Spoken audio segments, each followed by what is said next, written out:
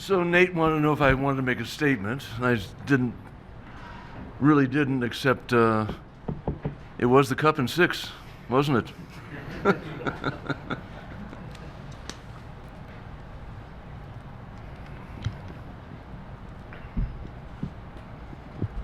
Chris Chapman, Fox Sports Las Vegas. Bill, you just kind of touched on it. You've been a pretty good prognosticator in terms of predictions. So for the Bournemouth fans, maybe any bold predictions for an FA Cup or maybe a Champions League appearance? And will the Stanley Cup make an appearance? Yeah, I did do the prediction that we were not going to be relegated, and that made, I did it as a BBC reporter, and that kind of made the rounds. And because I got sick and tired, well, you're going to be relegated. How do you possibly stay up? You're picked number 20. And I finally said, we're not going to be relegated back in late December. I guarantee it. And of course, that came back to haunt me for a while. But worked out, we didn't get relegated.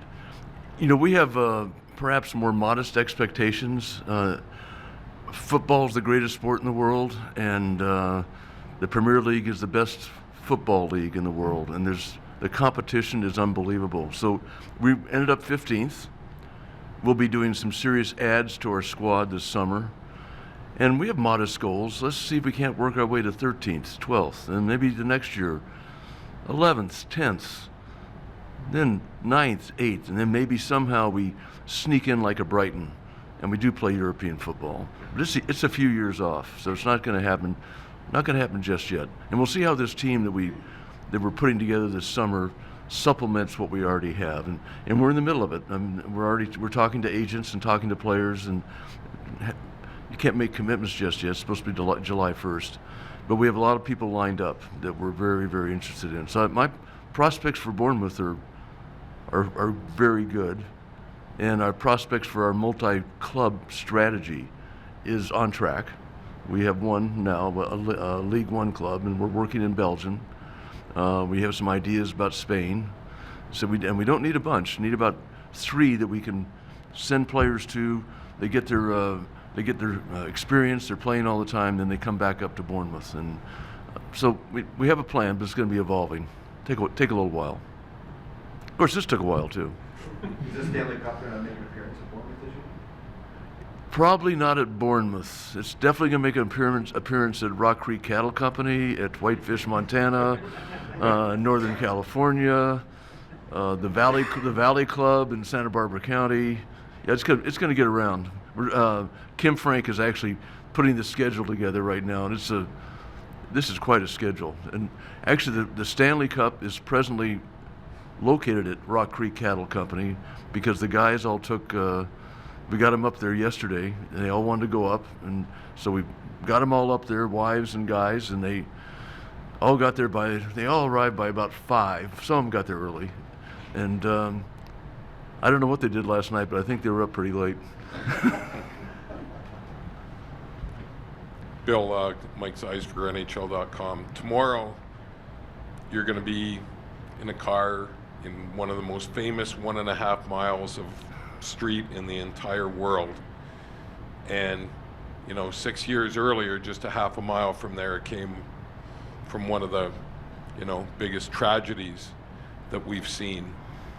Can you talk about the journey and the role that this organization has played from, trying to heal an entire city from what happened at Mandalay Bay till tomorrow in that parade when people can just unleash their unbridled joy? A very interesting question, and it ties into when we got the team and we started developing our plan. High priority for us was to be part of the community, embed ourselves in the community, have the community embed themselves with us.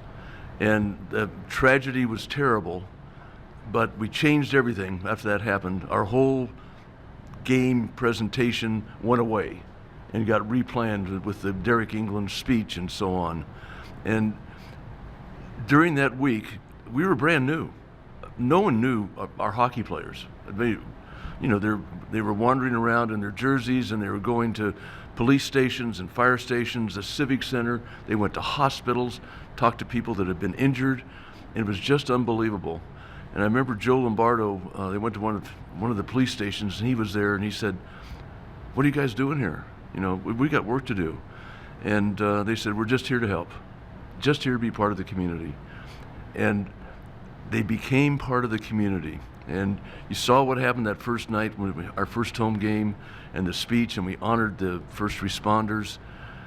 And I just feel from that point on, we had done a serious job becoming part of the community, and we've been there ever since. I mean, have lots of charities that we support. The VGK Foundation is a big contributor. The Folded Flag Foundation is a big contributor in this town, a charity I'm associated with.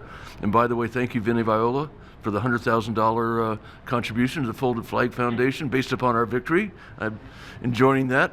I'm waiting for the check, Vinny, just in case he's listening. I know he's good for it.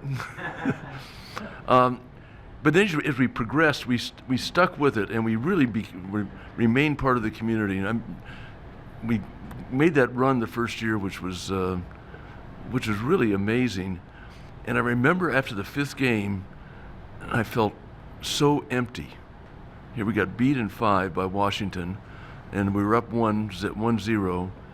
And the next day, I just felt so empty. It had been taken from us. And so we had a big party. You know, we had a fan fest downtown. Boy, 20,000 people, 25,000 people go to a fan fest for a team that lost. And I knew that we'd done our job. And we've been with the community ever since.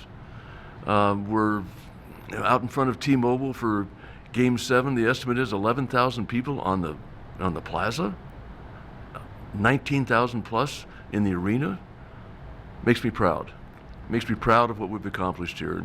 And I'm proud to be a member of this community, and I'm really proud of our players. I'm proud of George and Kelly.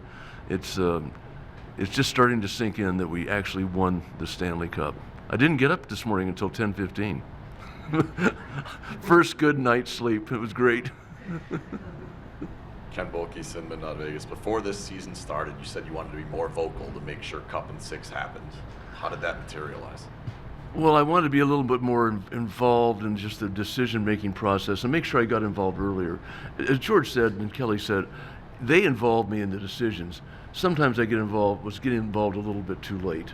And I didn't want that to happen this year. I really wanted to know the game plan from day one. I had always been sitting in with the pro scout meetings and listening to the plans and trying to understand, as we go through every team and every player that's possibly available, who is going to fit on our team. And early on, back before we even had a team, the pro and amateur scouts came in, and they had, I think, 8 criteria what they looked for: hockey sense, speed, all kinds of things like that. And I told them at that time, said there's number 1 criteria, character. If we build a team with character that they depend on each other, and you think about it as I think about a platoon, and everyone's working with each other, we'll be successful.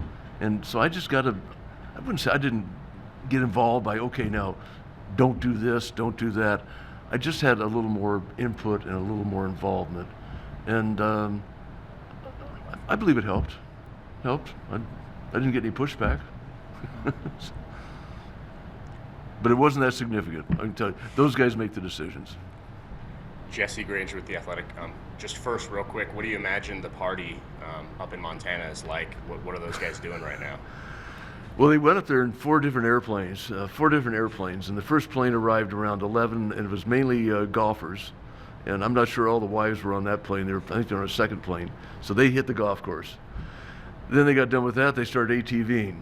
I didn't let them go shooting because they were already had a few drinks. So that normally is. So they may have had some shots, but they weren't shooting. And they finally settled up for dinner around 8:30 down by, we have it called The Last Shot. It's a tent we have down by the golf shop. And I got a couple pictures. I think they were sometime later because they were in the bar. So what time was that? And they had poker set up for them. They wanted to play poker and had some dealers in there. If it's like the bonding trip in October, they saw the sun come up. And then they went out and they played more golf. And now their first group's coming back. I'm sure they had a good time. Petro called me, or actually called Kim Frank, and I called him back, and because he said, well, look, some of the guys would like to go to Rock Creek just for a day. I said, really? Just go up there for a day? Oh yeah, we want to go to Rock Creek. I said, well, okay, we'll get a list and let me know if you really want to go, and I'll see if I can arrange something. He called back about 3 minutes later. He was at Marty's house. They're having a party. He said, well, we all want to go, and we want to bring our wives. so anyway, we got it arranged for him. Got him squared away. And then secondly, we've talked a lot about your prognostications. I think maybe none bigger than this city as a sports town. And 6 years later, we have the Raiders, and the Super Bowl is going to be here. I'm curious, when you look back to before you got the team here, what do you think you saw in Las Vegas that maybe everybody else didn't at the time? Well, I think everyone was spooked by gambling, but that sort of went away over time, and Gary Bettman led the way on that. But when we did our research, and I was a skeptic initially before we started our ticket drives and so on, and I was negotiating with the commissioner about franchise fee, and I started at I think 150, and he started at 600, and I went to 200, and he went to 595, that kind of thing. So we settled on 500, and I talked to other people who were involved and said, "What do you think?" I said, "It's really expensive for a hockey franchise." And to a person, they said, "There are only 124 major league franchises in America," or something like that. This will be one of them. And so we kind of we ponied up. We paid the money, and as part of that process, though, we did our own research, and our research showed us that back then, when Vegas had 1,950,000, 2 million people, we had 140 to 150,000 avid hockey fans from somewhere else, and mainly males, some females, but mainly males. Said, okay, if I've got 140,000, that means I've really got 280 because they're married, and then I've got kids, so maybe it's 400. And we kept on doing our research, and we did that ticket drive. And amazingly enough, within about 30 days, we had 11 or 12,000 season ticket deposits. The people put in escrow 15% of a season ticket pass. We didn't have a team, we didn't have a name, we didn't have an arena. That's when I knew we had it. And I thought, well, other people are going to follow. They're bound to follow because there's just too much going on here. And the other thing you have to remember is what are the 42 or 43 million visitors that come to Las Vegas. Bournemouth, for example, has 8 million visitors that go to Bournemouth. Well, we're not tapping into those 8 million. And we really haven't tapped into the 43 million other than to sell them gear, because I don't want them in the arena. I want our fans in the arena. I don't want to see those other jerseys. It bugs me. I don't know if you noticed, but we have a system that no more than 4 fans can sit in a row together, and then there must be a row separating those fans, and the overlapping fan can only be offline one seat with 3 other guys. I love them. They pay a lot of money, but I don't want them in my arena. Danny Webster, Las Vegas Sun. Bill, 2 questions for me. First one, there's some reports out there that Vegas may host a draft next year. Has there been any conversations as far as that goes, and is there any progress on that? We're working on it. We've had some good feedback. I'll let the NHL kind of handle that announcement. Second one for me, when the team first started, which would be really fun if we had it. It'd be really fun. The second question for me, when the team first started, obviously the whole thing of having 23 captains on the roster and just the overall camaraderie of that group, to see what Mark Stone went through with 2 back surgeries in less than a year, has the playoffs that he did, his first to hoist the cup, just what has he meant to this franchise since you all decided to name him captain? You know, I'm really proud of Stoney and what he's gone through. We started out the first few years with everyone's a captain, and we felt like that was the way to have the room bond. And we wanted to make sure that when we picked a captain, he was the true leader. He had the respect of the team, and Stoney does that. You know, he's quiet strength. There's so much inside that man and his leadership qualities. Doesn't say a lot. He just performs, and when he says something, it's really it's significant. So he's been the perfect captain, and 2 back operations. They were, some people had said, well, he's just out now, and he's not really out. Believe he was out, and he managed to come back for the playoffs, just barely.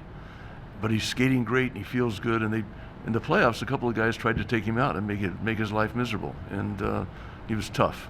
He got through it. So he leads by example. So in my mind, he's the perfect captain. When we were making a coaching change a couple of years ago, I invited a couple of guys over, and he was one of them, just to talk about what they felt about going forward and what we should be thinking about. And they helped me with the decision we made, the previous situation, which I communicated to George and Kelly, and they were on board. So he's just but the whole team, if you know it, the team is full of leaders. It's full of comradeship. Our team this year was back to where we were kind of year one. Everyone playing together, everyone being together. And we had some fits and starts, and maybe all the trades we made weren't perfect and the ins and outs, but it was all done with the process in mind of we have a really good team, we need an elite forward, we need an elite centerman, and we need an elite D-man if we're going to ever win the cup. And if you notice, that's what we did. Elite forward, elite D-man, elite centerman. And Eichel was the last piece of the puzzle. So I feel like we've got a great team. They're not entitled. They play together. And they have great leadership in Mark Stone.